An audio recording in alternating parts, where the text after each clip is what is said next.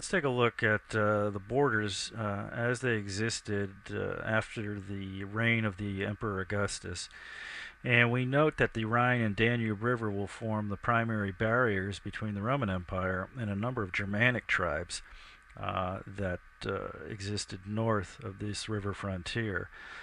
As time goes by, the Romans will expand into Britannia, into the province of Dacia, into the eastern border areas.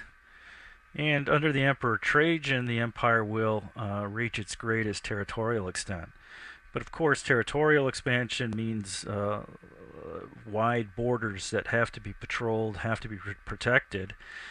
And in the middle of the 2nd century, we will see the rise of a number of Germanic tribes that will put increasing pressure on the Roman frontier.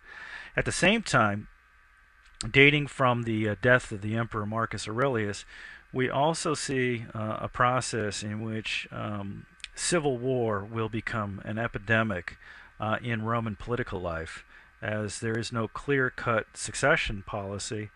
Once an emperor dies or is murdered, a lot of times by the soldiers, by Roman soldiers, a number of successors will compete for the position, and this means waging civil war. So in the north, you're having these Germanic problems. Internally, you're having political instability, and in the year 224, on the east, in the east, we see the rise of the Sassanid Empire. The old Parthian Empire falls apart and is replaced by an even deadlier foe for the Romans, the Sassanid Persians. And under their kings, particularly Ardashir and Shapur, they will wage a very, very aggressive war against the Roman eastern flank. In the year 260, the Roman Emperor Valerian is actually captured by the Sassanids and is taken back and used for propaganda purposes.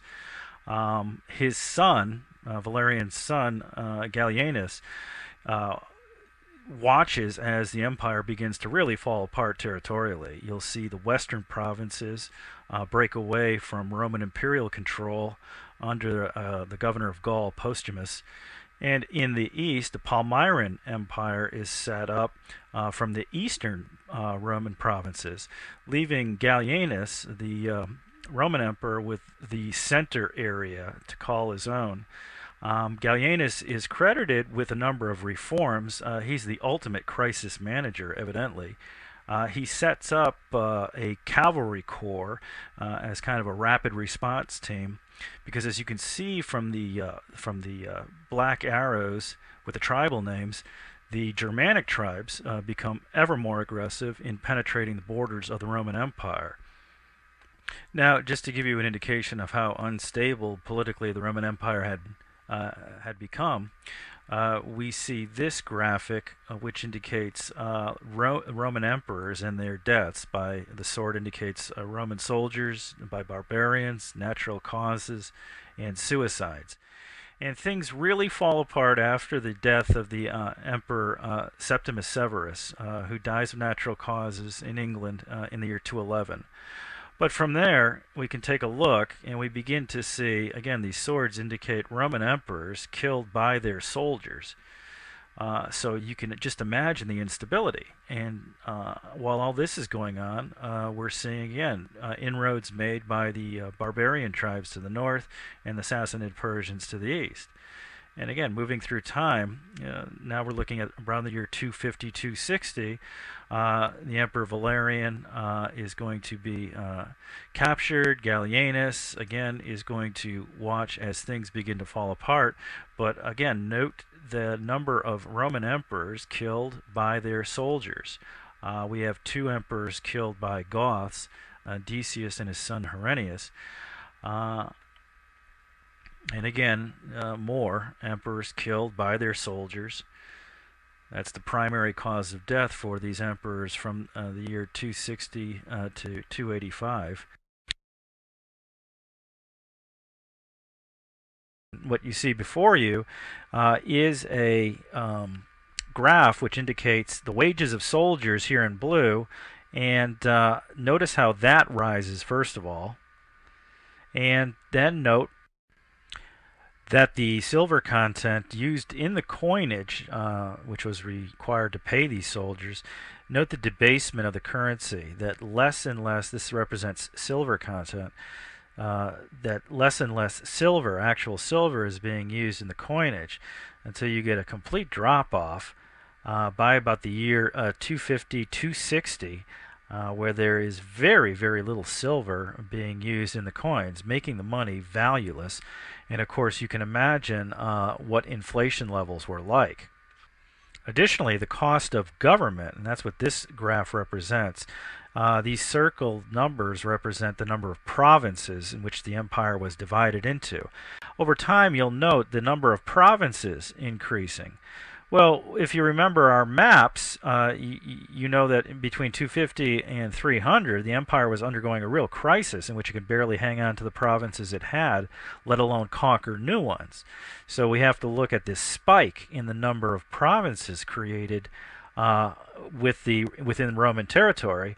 And the reason is Roman emperors didn't want provincial governors to become too powerful, so they would chop up the remaining provinces into smaller and smaller units. And what this meant was you needed bureaucrats to govern and run each one of these governmental units within the provinces. So this graph overall represents the costs of expanding bureaucracy as there become more and more provincial units that you have to manage. So you can imagine what government costs looked like at a time when, quite frankly, a lot of the resources of these provinces are being neglected, in the sense that because of border raids, you're not being able to farm as much, you're not being able to collect as much taxes. You have to pay a lot to the army. In that previous graph that you saw, the soldiers' pay was constantly going up, up, up. So basically, the empire is facing, in addition to political crises and geopolitical crises, you're facing financial crises. The end result is going to be when the costs of government begin, and here's the black line, the costs of government begin to outstrip the gross domestic product of the empire. The ability of the imperial provinces to generate wealth, as that begins to decline here, the green line, and the costs of government begin to go up, you are going to see a bankruptcy that is going to hinder the empire when it most needs its wealth.